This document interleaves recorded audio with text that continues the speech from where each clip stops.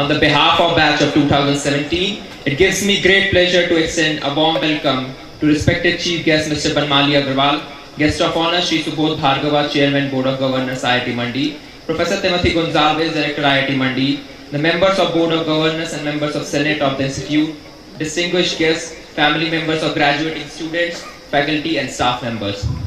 I was quite surprised and honored when I had received the invitation to deliver this valedictory speech, because as a guy who used to hold this mic for rapping and singing was asked to deliver a speech. So please bear with me in case you come across any poetic references ahead.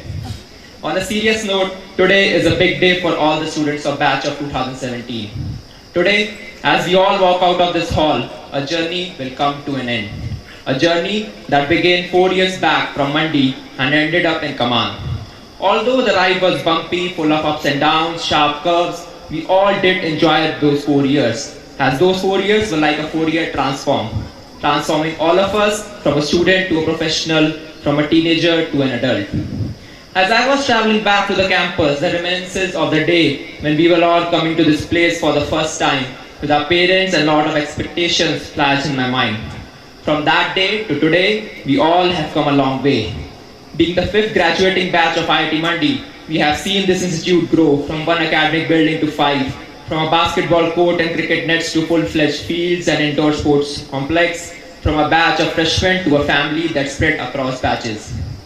Throughout that long journey, we all created some memories. And although those days can't be brought back, memories are there and we will continue to cherish throughout our life. One such memory is of staying in Suvalsar Hostel in Mandi campus.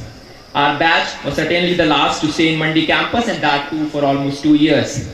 Those years taught us how to wake up at 7:55 a.m., have breakfast and still make it to the 8 a.m. class, which you may call as efficient time management.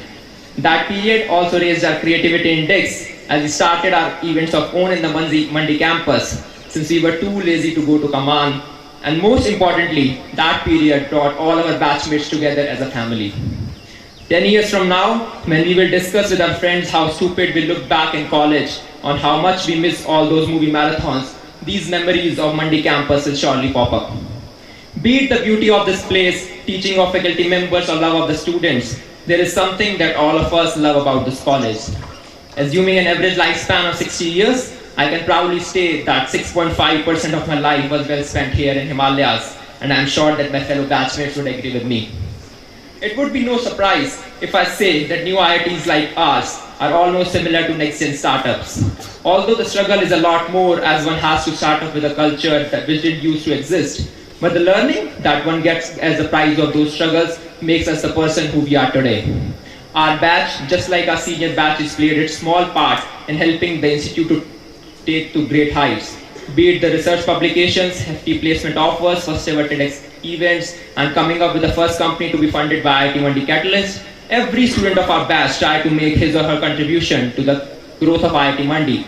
And this would have never been possible without the guidance and help of faculties and staff at IIT Mandi, who were there to help us irrespective of the circumstances. And I'm pretty sure that the students of upcoming batches, with their immense efforts, will continue to add up more jewels to the crown of IIT Mandi. Before concluding my speech, I would like to talk about 2 major things that I learned from this place. First, nothing is impossible.